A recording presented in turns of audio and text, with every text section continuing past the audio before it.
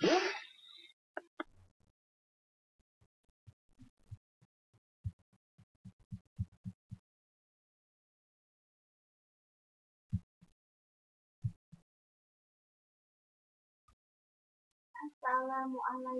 warahmatullahi wabarakatuh.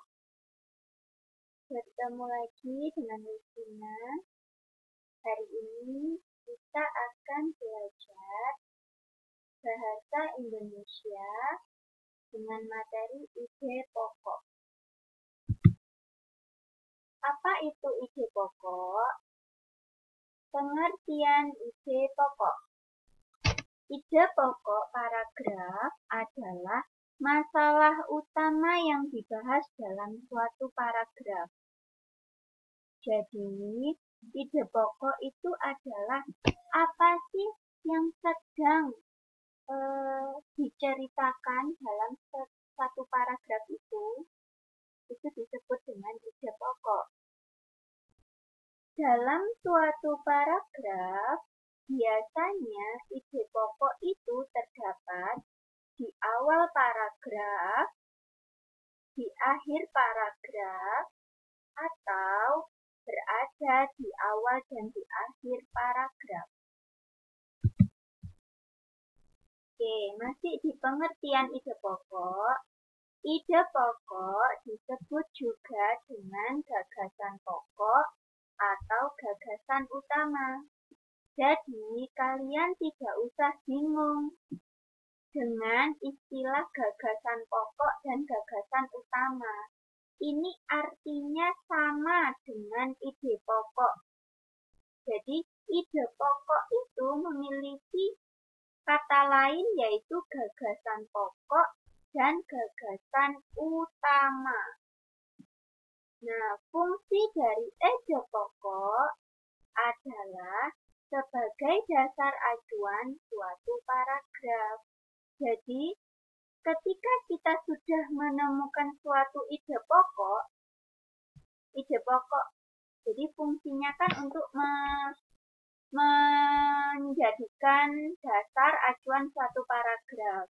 Nanti di pertemuan selanjutnya kita akan bahas tentang suatu paragraf.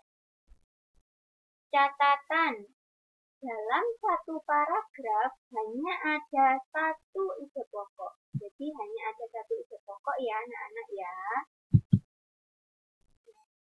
Untuk menentukan sebuah ide pokok, nah ada 5 langkah. Yang pertama, baca seluruh paragraf dengan cermat. Nah, dengan cermat artinya di sini kalian bisa mengulang-ulang bacaan paragraf tersebut sampai kalian paham. Paragraf tersebut menceritakan tentang apa. Kemudian langkah yang kedua, cermati kalimat pertama hingga akhir. Jadi, kalian pahami kalimat per kalimat dari paragraf tersebut. Yang ketiga, baca kalimat demi kalimat sampai kamu menemukan ide pokok paragraf. Yang keempat, tandai ide pokok dalam setiap paragraf.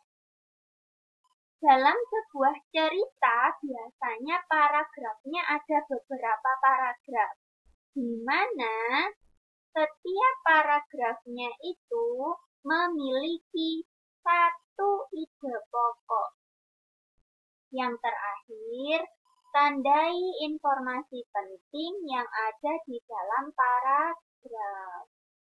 Oke, selanjutnya. Di sini Miss Tina punya contoh. Aku punya seekor kelinci yang kudamakan Robin. Aku memeliharanya sejak masih bayi dan sejak saat itu juga aku rajin memberinya makan. Aku selalu memperhatikan asupan makanan yang kuberikan kepadanya, seperti wortel dan berbagai tumbuhan lainnya.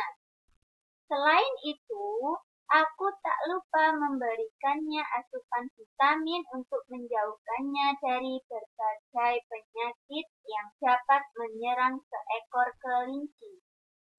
Memang tak mudah memberinya makan, apalagi kelinciku itu tergolong kelinci yang pilih-pilih makan. Namun, aku yakin kalau aku rajin memberinya makan dan merawatnya, ia akan tumbuh menjadi seekor kelinci yang sehat. Setelah kita membaca dengan cermat, memahami kalimat demi kalimat dalam satu paragraf ini, maka ide pokok dalam satu paragraf ini adalah aku rajin memberi kelinciku makan. Selanjutnya, kesimpulannya, dalam satu paragraf itu hanya terdiri dari satu ide pokok dan beberapa kalimat penjelas. Jadi, dari yang contoh yang diberikan ini kan aku rajin memberi kelinciku makan. Nah, kalimat selanjutnya, aku selalu memberi sampai dengan namun aku yakin itu disebut dengan kalimat penjelas, yaitu kalimat yang menjelaskan tentang ide pokok kalian atau ide pokok yang ada di dalam paragraf ini.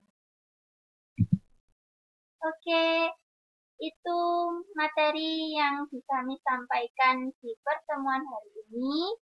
Tetap semangat belajar dan jaga kesehatan. Bismillah akhiri. Wassalamualaikum warahmatullahi wabarakatuh.